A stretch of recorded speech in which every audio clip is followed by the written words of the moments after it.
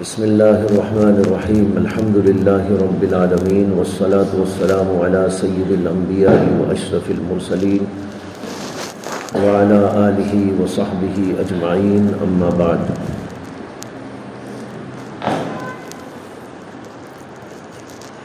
علم دین بہت اونچی اور بہت ہی قیمتی چیز ہے، یہ سب کو معلوم ہے،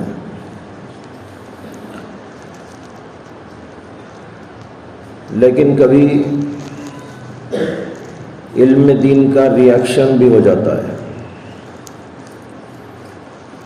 جیسے دوا کھاتے ہیں، ماشاءاللہ بہت بہترین دوا ہے، کمپنی نے بنائی ہے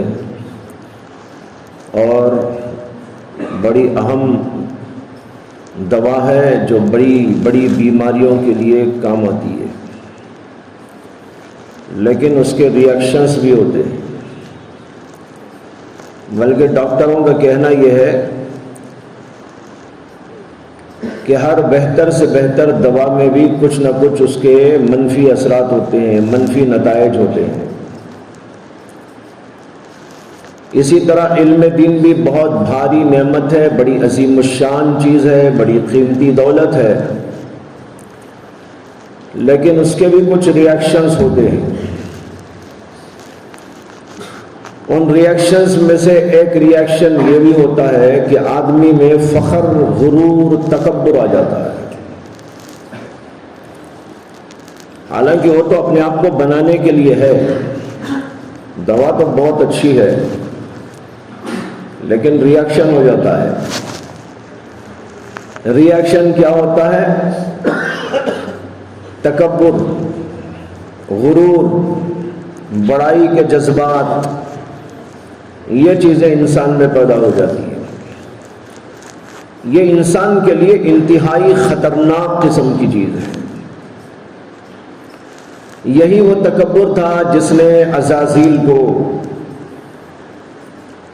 مردود، نامراد بنایا تھا۔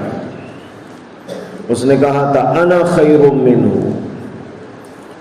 یہی انانیت،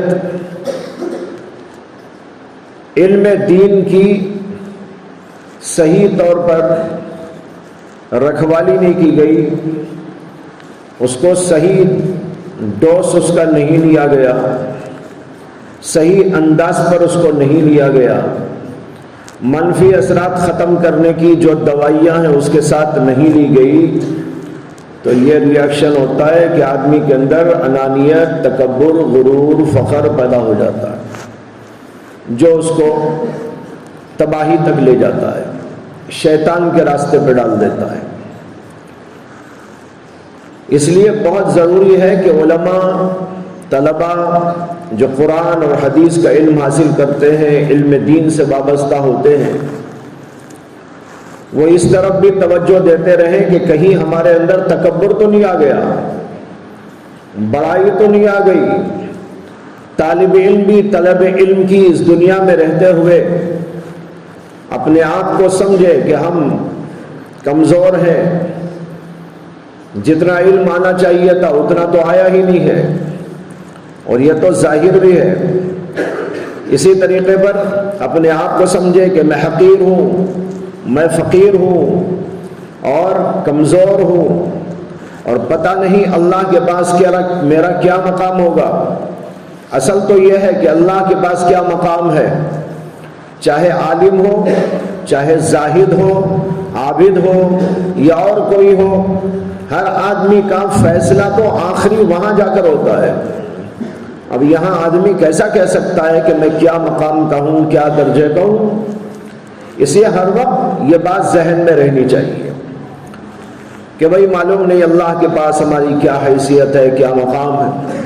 اور جو لوگ اس طرح رہتے ہیں، اپنے آپ کو سمجھتے ہیں کہ ہم حقیر ہیں، فقیر ہیں، ہاں محنت کرتے ہیں، مجاہدہ کرتے ہیں، عبادت بھی کرتے ہیں، سب کرتے ہیں، لیکن اپنے آپ کو حقیر سمجھتے ہیں، اللہ ان کو بلندیوں پر پہنچا دیتے ہیں۔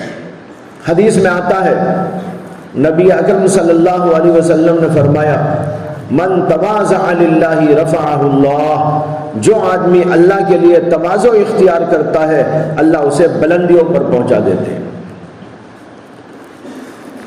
معلوم ہوا کہ تواضع چاہیے بلندی پر پہنچنے کے لیے۔ بلندی پر جانا چاہتے ہیں تواضع اختیار کرو، ذرا جھک جاؤ، جھکیں گے اللہ بلند کر دے گا۔ سر جھکا کر چلیں گے بلندی نصیب ہوگی، سر اٹھا کر چلیں گے تو جھکا دیا جائے گا۔ یہ اللہ کا اصول ہے۔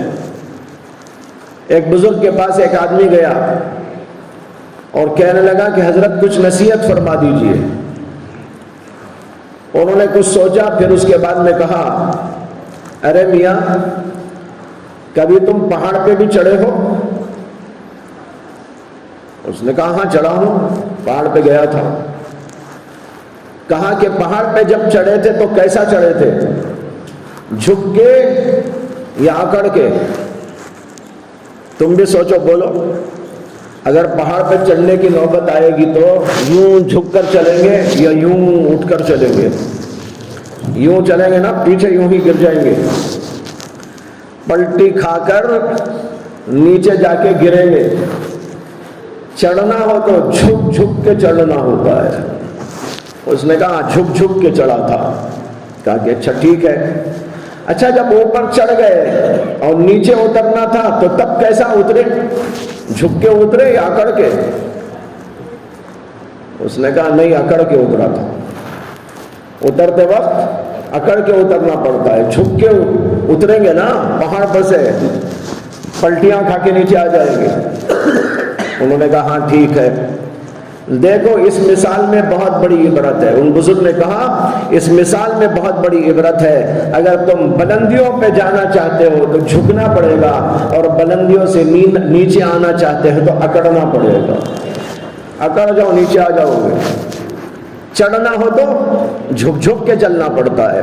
جو آدمی جھک جھک کے رہتا ہے اللہ اسے بلندیوں پر پہنچاتے ہیں، اور نیچے آنے کے لیے کچھ نہیں بھائی، ذرا سی اکڑ دکھائی نیچے آ جائے گی۔ یہ بہت عبرت خیز بات مثال میں انہوں نے سمجھا دی۔ دارالعلوم دیوبند میں بہت پرانے زمانے کا واقعہ ہے۔ پڑھتے تھے بچے اور ایک جماعت فارغ ہونے والی تھی، 8-10 بچے تھے وہ اس زمانے میں۔ اب تو سووں کے ہوتے ہیں دارالعلوم دیوبند میں۔ پہلی بیچ جو دارالعلوم دیوبند سے فارغ ہوئی وہ 13 افراد پر مشتمل تھے، اور ایسے ہی کوئی ایک جماعت تھی اس میں بھی 8-10 بچے کچھ تھے، فارغ ہوئے۔ جب وہ فارغ ہونے کو آئے تو ان میں سے ایک طالب علم اپنے تمام اساتذہ کے پاس میں گیا اور جا کر کہنے لگا کہ حضرت مجھے معلوم ہوا ہے کہ آج آپ لوگ ہم کو فارغ کرنے جا رہے ہیں، ہم کو سند دی جانے والی ہے، میں بہت پریشان ہوں، میں تو گدھا آیا تھا، گدھا ہی اب تک ہوں، مجھے کیا آپ سند دیں گے؟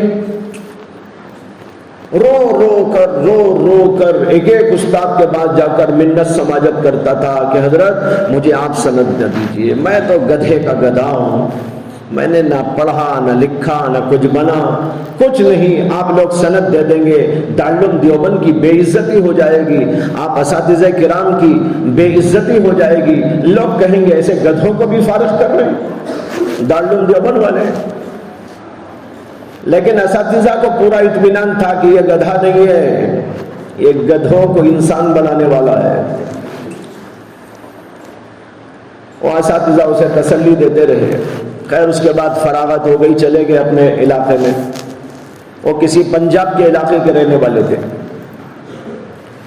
زمانہ گزرتا گیا، اس بیچ میں جو اور لوگ تھے ان میں سے ایک بزرگ، ایک طالب علم دارالعلوم دیوبند ہی میں مدرس ہو گئے، اور پھر وہ عہدے در عہدے پاتے ہوئے صدر المدرسین کے عہدے پر آ گئے، دارالعلوم دیوبند کے صدر المدرسین بن گئے، انہی کے ایک ساتھی۔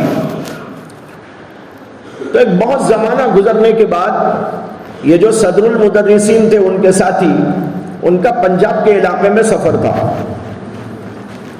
وہاں جا کے ان کو یاد آیا کہ ہمارا ایک ساتھی تھا جو اپنے آپ کو کہتا تھا میں تو گدھا ہوں، میں تو گدھا ہوں، میں کچھ نہیں ہوں. ارے بھائی اس سے بھی مل لینا چاہیے، اس علاقے میں ہی آئے ہیں، کہیں ہوں گے وہ.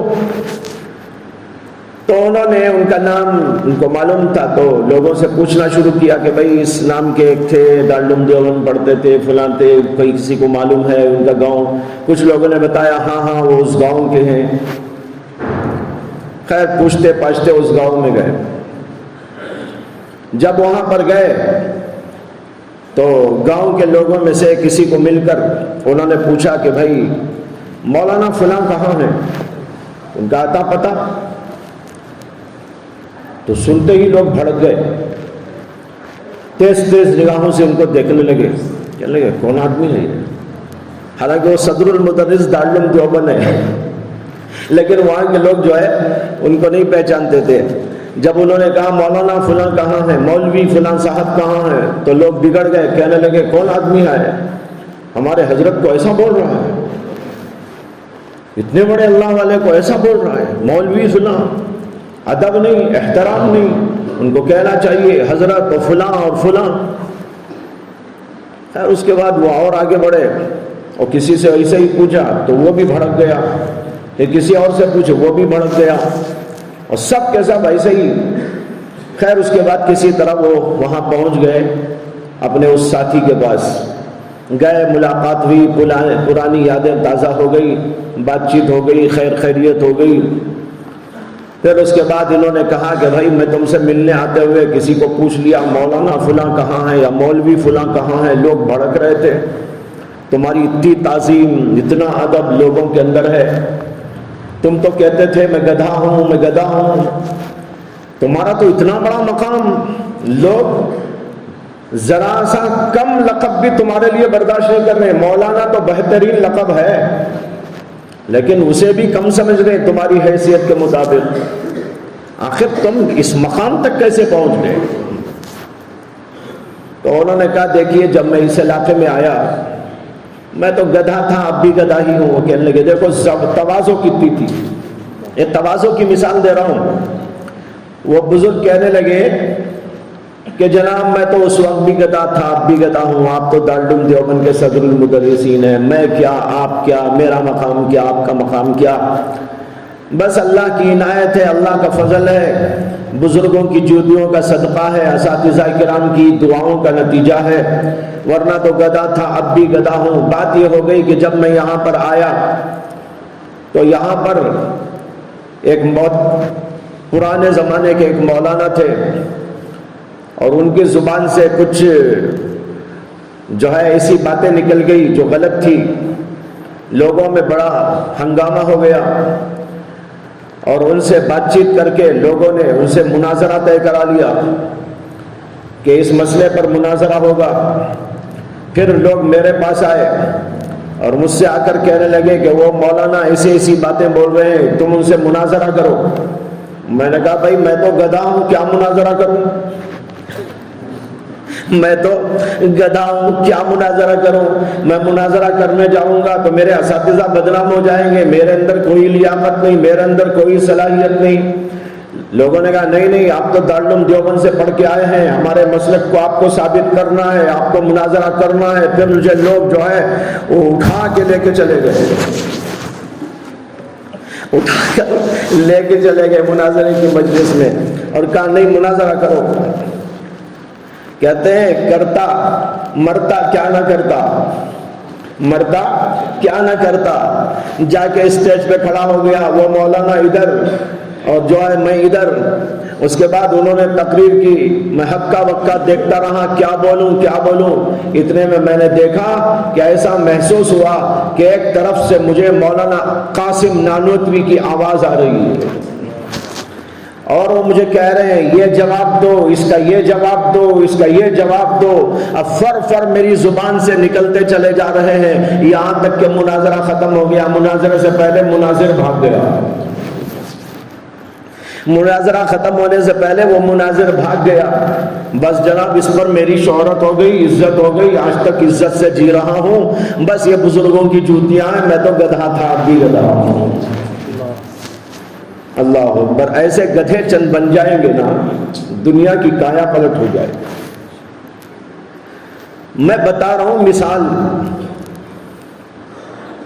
کہ دیکھو ایک طالب علم اپنے آپ کو کیسا عاجز سمجھ رہا تھا، اور جو ایسا سمجھ رہا ہو کیا وہ اپنے اساتذہ کے سامنے کوئی لب کشائی کرے گا، تکبر کرے گا، بڑائی جتائے گا، سر اٹھا اٹھا کے چلے گا، اکڑ اکڑ کے چلے گا؟ جو ایسے رہتے ہیں اللہ ان سے ایسا کام لیتے ہیں۔ اس لیے ہمیشہ تواضع اختیار کرنی چاہیے، تواضع سے بہت بڑے بڑے کام اللہ تبارک و تعالیٰ لے لیتے ہیں۔ اور بعض وقت ایسا ہوتا ہے کہ آدمی کے اندر تکبر آ جاتا ہے، بڑائی آ جاتی ہے، اور وہیں پر اس کو یوں کر کے چھوڑ دیا جاتا ہے،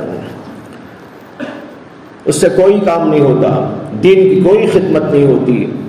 اور جو اپنے اساتذہ کی دعائیں لیتا رہے، ان کی جوتیاں سیدھی کرتا رہے، ان کے سامنے عاجز بنے، اور سب سے پہلے اللہ کے سامنے عاجز بنے، اپنے آپ کو حقیر سمجھے، ضعیف سمجھے، کمزور سمجھے، دعائیں کرے، یہ آدمی وہ ہوتا ہے جسے اللہ بلندیوں پر پہنچا کر ایسی خدمتیں لے لیتے ہیں۔ اللہ تعالی ہم سب کو توفیق عطا فرمائے۔ وآخر دعوانا الحمد للہ رب العالمین۔